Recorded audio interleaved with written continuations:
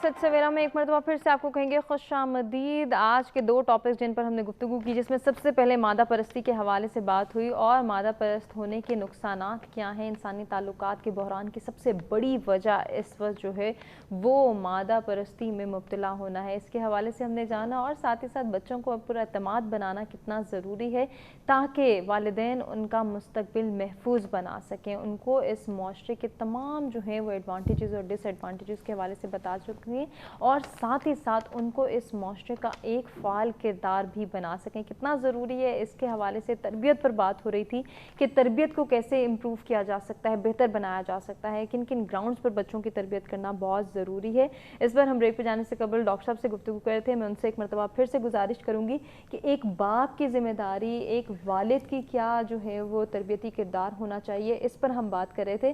तो उसी को अगर हम कंटिन्यू करें, आपने ख़ुद शनासी और जो है वो ख़ुद पसंदी के हवाले से बात की, तो आप नहीं समझते कि इस वक्त हमारे बच्चे तो ख़ुद पसंदी में मुब्तला हैं। वो समझते हैं कि हमें जो पता है हमारे वालिदैन को नहीं पता, या हम तो सबसे छुपाने का एक गुर जानते हैं, हम तो अच्छे से छुपा भी लेंगे, हमारी जो मर्ज़ी होगी हम तो वही करेंगे। जी, तो वो जैसे अर्ज़ कर रहा था मैं कि वालिद की जो ज़िम्मेदारी है वो इस हवाले से ज़्यादा संगीन है, ज़्यादा मुश्किल भी है कि उसने मुआश सिखाना है सबसे बुनियादी चीज़। जैसे कि एक हदीस भी है कि जब फ़क्र एक दरवाज़े से दाखिल होता है तो दीन दूसरे दरवाज़े से रुखसत हो जाता है। यहाँ पे दीन के मुख्तलिफ मीनिंग्स में भी आप देख लें तो बिल्कुल, अगर उसका भी मैं एक जुमले में कहूँ तो वो है उसूल पसंदी, मेयार। दीन यानी मेयार यानी उसूल। और ये तरबियत में मेरे ख़्याल में बुनियादी नुक्ते के तौर पे शामिल होना चाहिए कि बच्चे को हमने उसूल पसंद बनाना है, मेरिट पे चलने वाला बनाना है, लेकिन लफ्ज़ों से नहीं, अपने किरदार से। जब आप अपने बच्चों में डिस्क्रिमिनेशन करते हैं खुद जी, आप अपने एक बच्चे को कुछ ज़्यादा नवाज दिया, दूसरे को वहीं से आगाज़ तो कर दिया आपने उसके बिगाड़ का। और अक्सर घरों में आप ये देखते हैं इस किस्म के होते हैं, माएँ भी बाप भी बहुत हद तक ये काम करते हैं, जिसकी वजह से वहीं से एक किस्म का वो मेरिट तो टूट गया, उसके जहन में पहले से ही वो मेरिट का वो मेयार ना बन सका। तो उसके बाद फिर आप जब आ जाते हैं मुआशी ज़िंदगी में, तो उसमें अगर फ़क्र है मुआशरे में, ये ओवरऑल बात कर रहा हूँ एक मुआशरे में, तो ज़ाहिर है उसमें फिर अखलाकी बिगाड़ भी पैदा होते हैं, चाहे बड़े हों या बच्चे हों। ये चीज़ बाप की ज़िम्मेदारी को बहुत बढ़ा देती है, ये बात कि आपने बच्चे को किस अंदाज में मेरिट सिखाना है, उसूल सिखाना है, मुआशरे में एक नज़्म ज़ब्त सिखाना है। और दूसरी बात ये कि कानून को तस्लीम करना दो सूरतों में, स्टिक एंड कैरेट वाली जो बात चला करती थी, खौफ और लालच, अभी हमें उससे निकलना होगा, एक तीसरे रास्ते में जाना होगा, और वो है मार्फत, पूरी आगाही। अगर मैं खुद एक जगह से सड़क क्रॉस कर लेता हूँ या रेड लाइट को क्रॉस कर जाता हूँ और बच्चा साथ बैठा हुआ है, तो मेरे कहने से कुछ भी नहीं होगा। बिल्कुल ऐसे ही उसने वही सीखना है जो मैं कर रहा था। बिल्कुल, क्योंकि वो ये देख रहा है। जी हाँ, वो देख रहा है। तो मुआशरे में और बहुत से, हालांकि हम ये भी देखते हैं कि बाज़ माशाल्लाह बच्चों को इस अंदाज़ में तरबियत भी दी जा रही होती है कि बड़े को कह रहे होते हैं कि बाबा हम वहाँ से ज़ेब्रा क्रॉसिंग से हम क्यों ना क्रॉस करें। यानी वो एक, मैं ये समझता हूँ कि मुआशरे ने 3 मराहिल तय किए हैं कि पहले कदरें बनाई, वैल्यूज़ बनाई, वैल्यूज़ की बुनियाद पर एक कानूनी निज़ाम वजूद में आया, और अब मुहज़्ज़ब कौमें वो हैं जो कि कानून को भी फिर वैल्यूज़ बना चुकी हैं। यकीनन, यानी कानून भी उनके यहाँ एक वैल्यू की सूरत में आ चुका है, और वो उसकी डर की वजह से नहीं उसको फॉलो करते, बल्कि वो पूरी मार्फत और आगाही की बुनियाद पर उसको फॉलो करते हैं। डॉक्टर साहब आपने बहुत अच्छी बात की। और अगर अपने मुआशरे की बात करें हम, तो फिर वही बात आती है कि हम हर किसी को टारगेट नहीं करते, लेकिन मेजॉरिटी केसेस ऐसे नज़र आते हैं कि बाप और बेटे के दरमियान बहुत इख्तलाफात हो जाते हैं, और ये इख्तलाफात जो हैं, यकीनन बाप का एक रुतबा है, मकाम है, लिहाज जो है वो होना चाहिए, एक तहजीब के दायरे में रहना चाहिए औलाद को, लेकिन हम ये देखते हैं कि बाप की जानिब से बच्चों को फैसला करने का हक नहीं दिया जाता, या उनको कोई इख्तियार नहीं दिया जाता, जिसकी कंप्लेन नौजवान नस्ल करती है। तो इस मसले को सुलझाने के लिए आपके पास क्या सलूशन है? इसमें मैं एक बड़ा खूबसूरत कौल हज़रत अली अलैहिस्सलाम का कि उन्होंने फरमाया कि हर बच्चा अपने ज़माने का होता है। बेशक एक बहुत जामे जुमला है, इसमें बता दिया गया कि جو تم ہو یہ وہ نہیں ہے. یا تو یہ ہے کہ اپنے آپ کو تھوڑا چھوٹا کر کے دکھاؤ اس کے سامنے, اس جیسا بنو پہلے, اور پھر اس کو ساتھ ساتھ اوپر لے کر آؤ. ہوتا یوں نہیں ہے. والدین یا والد خصوصاً اپنے مقام پہ رہتے ہیں اور چاہتے یہ ہیں کہ بچہ ان کے مقام تک پہنچ جائے. ذرا پہلے اس کنفیوژن کو دور کرنا ہوگا اپنے ذہن میں کہ آپ نے اس کی سطح پہ اترنا ہے اور اس کو لے کر آنا ہے اوپر. استاد کا کام بھی تقریباً یہی ہوتا ہے کہ وہ سیڑھی بہ سیڑھی لے کر آتا ہے اسے. تو یہ ایک بہت بڑا مسئلہ ہے, نفسیاتی مسئلہ ہی کہہ لیں اس کو, کہ بچے کو اس کے زمانے کا نہیں رہنے دیا جاتا یا اس کے زمانے کو پہچانا نہیں جاتا. خود والد نے اس کے زمانے کو نہیں پہچانا, تو جب وہ نہیں پہچانے گا تو بچے نے پھر کیا پہچانا. اور یقیناً آپ ایک استاد ہیں تو آپ بھی یہ فیس کرتے ہوں گے کہ اکثر نوجوان یہ شکایت کرتے ہیں کہ ہمارے ابو تو ہماری بات ہی نہیں سنیں گے. سر آپ تو پھر بھی سن لیں گے, آپ تو سمجھ لیں گے, ابو کو سمجھانا بہت مشکل ہے. تو یہ جو اعتماد کا یہاں پہ ایک کردار ہونا چاہیے, ایک ایلیمنٹ ہونا چاہیے, اس کو بحال کرنا بھی بہت ضروری ہے. جنریشن گیپ جسے ہم یہ کہتے ہیں وہ یہ ہے کہ اپنے زمانے میں ٹھہر جانا.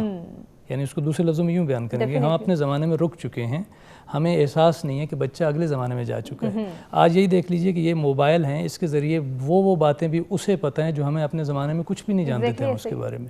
تو ہمیں یہ سمجھنا چاہیے کہ وہ بچہ اب ہم سے بہت آگے جا کر اس چیز کو سیکھ رہا ہے, ہمیں اسی کے انداز میں اسے سکھانا ہے. یہ سب سے بڑا ہے. بہت اچھی بات, بہت ہی خوبصورت سجیشن. ہما, جیسے کہ ہم بات کریں اوور آل سوسائٹی کے, تو آپ کے پروفیشن کے حوالے سے اگر بات کی جائے تو بہت سارے نوجوان جو کہ اس وقت جرائم میں مبتلا ہیں, جرائم کا ارتکاب کرتے ہیں, ان کے پیچھے بھی یہی ریزن دکھائی دیتا ہے موسٹلی کیسز میں کہ انہیں گھر سے کانفیڈنس نہیں ملتا, انہیں کانفیڈنٹ بنانے کی کوشش نہیں کی جاتی. تو کوئی ایسا واقعہ, کوئی ایسا ایونٹ جو آپ کی نظر سے گزرا ہو وہ ہمارے ساتھ شیئر کرنا چاہیں جس میں ہم یہ جان سکیں کہ بچوں کو, خصوصاً نوجوانوں کو اور لڑکوں کو پر اعتماد بنانا کتنا ضروری ہے. دیکھیں اس میں یہ ہے نا کہ جب آپ کو گھر سے ایک چیز پہ تنقید, کرٹیسزم, میں نے پہلے بھی یہ بات کی تھی کہ اپریسیشن اور کرٹیسزم یہ دو ٹولز ہیں جو بچوں کی عادتیں ڈیولپ کرتے ہیں. ٹھیک ہے, یہ بہت امپورٹنٹ ہے. جب ہر چیز پہ آپ کو تنقید ملے گی نا تو پھر وہ بچہ کہے گا ہاں میں ایسا ہی ہوں, تو وہ پھر اس کی عادتیں جو ہیں اس کی نیچر بن جائیں گی. وہ معاشرے سے ریونج لینا چاہے گا. جب وہ ریونج لینے کے اوپر آئے گا تو وہ پھر ظاہری بات ہے وہ برائیوں میں مبتلا ہو جائے گا. یا وہ اگر اپنی سبلنگز میں دیکھے گا, جس کا ذکر ڈاکٹر صاحب نے بھی کیا کہ ایک کو تو بڑی اہمیت دی جا رہی ہے لیکن مجھے بہت لیٹ ڈاؤن کیا جا رہا ہے, مجھے سنب کیا جا رہا ہے, مجھے مسلسل ڈسکریج کیا جا رہا ہے. دیکھیں نا وہ پیرنٹس کو ہوتا ہے نا کہ بچے ہیں نا, بچوں میں سے کوئی بہت اوبیڈینٹ ہے, کوئی تھوڑا سا اسٹربن ہوتا ہے, تو آپ کو ذرا ہمارا نیچر ہے نا, انسانی نیچر میں جو ذرا اوبیڈینٹ ہوگا ہمیں وہ زیادہ اچھا لگے گا. تو یہ پیرنٹس کی رسپانسبلٹی ہے. اس میں بھی ایک مٹیریلزم کی بات میرے ذہن میں آ رہی ہے تو میں ایڈ کر رہی ہوں کہ جس بچے کے زیادہ گریڈز اچھے ہیں, جو پوزیشن ہولڈر ہے, میرا خیال ہے کہ وہ زیادہ پرومیننٹ ہے, جو بیچارہ ذرا کمزور ہے اس کی تو خیر نہیں. اس کو اپریسیشن ملتی ہے اور پھر جیلسی ڈیولپ ہو جاتی ہے بہن بھائیوں میں آپس میں, اور پھر وہ آپس میں ایک دوسرے سے دور ہونا شروع ہو جاتے ہیں. تو اس کا بیسکلی ہمیں پیرنٹس کو یہ کرنا چاہیے کہ وہ بچوں کو, اگر جس بچے کو آپ زیادہ پیار کرتے ہیں یا آپ کو لگتا ہے آپ اس کے ہاتھ سے دوسرے بہن بھائیوں کو کوئی چیز دلوائیں, ان کو آپس میں شیئرنگ کرنے کی عادت ڈالیں تاکہ ان کی جو بانڈنگ ہے وہ اسٹرانگ ہو. بالکل, وہ آپس میں ایک دوسرے کے ساتھ محبت کریں. یہ نہیں کہ وہ ایک کوئی آپ بس اپریسیشن دیتے جائیں اور باقی کو کرٹیسائز کرتے جائیں, کیونکہ جو یہ کرٹیسزم ہوتا ہے یہ بچے کی پرسنالٹی پہ بہت زیادہ افیکٹ ڈالتا ہے اور اس کی پرسنالٹی کے اندر وہ چیزیں جو ہے وہ ڈیولپ ہونا چاہیے. اب بہت سے دیکھا جائے تو جس طرح بروکن ہوم چائلڈس ہوتے ہیں تو وہ ان کی پرسنالٹی کے اندر خلا رہ جاتا ہے, تو وہ پھر اپنی ان محرومیوں کا بدلہ معاشرے سے لینا چاہتے ہیں. تو ریونج جو ہے لینا, اس کو آپ پازیٹیو وے میں بھی یوز کر سکتے ہیں کہ جو محرومیاں, جو چیزیں اس بندے کے اندر نہیں, اس کو نہیں مل سکی جو چیزیں, وہ اپنے بچوں کے لیے اپنے گھر میں وہ چیزیں جو ہے وہ ڈیولپ کرے. اگر اس کو پیار نہیں ملا تو وہ اپنے بچوں کو اس طرح سے پیار دے, ان کی تربیت کرے. ایک حدیث نبوی ہے, اس کا مفہوم یہ ہے کہ ایک والد جو ہے وہ اپنے اولاد کو جو بہترین وراثت دے سکتا ہے نا وہ اس کی تربیت ہے. تو تربیت جو ہے وہ بہت زیادہ امپورٹنٹ رول ہے اس میں, چاہے فادر ہے یا مدر ہے, دونوں جو ہیں وہ بہت جو میجر رول جو ہے اس میں ادا کرتے ہیں. کیونکہ ظاہری بات ہے بچہ جو ہے وہ ماں سے ایسوسیٹ زیادہ کیا جاتا ہے کہ اگر کہا جائے نا کہ یہ بچہ خراب ہے یا کوئی اس کی, تو کہا جائے ماں کی تربیت ایسی ہے, کہا کیوں ماں کی غلطی ہے, ماں کی غلطی ہے. نیپولین کہتا تھا نا کہ تم مجھے بہترین مائیں دو, میں تمہیں بہترین قوم دوں گا.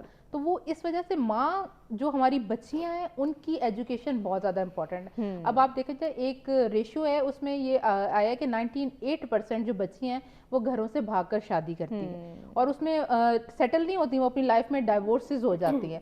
تو اب اس کا وجہ کیا ہے؟ بیسک وجہ یہ ہے کہ فیملی کے ساتھ, گھر کے ساتھ اٹیچمنٹ نہیں ہوتی. وہ گھر میں جو اٹیچمنٹ انہیں چاہیے ہوتی ہے وہ باہر ڈھونڈنے لگتی ہیں. صحیح. جب وہ باہر کی طرف جاتی ہیں تو پھر وہ غلطی کر دیتی ہے.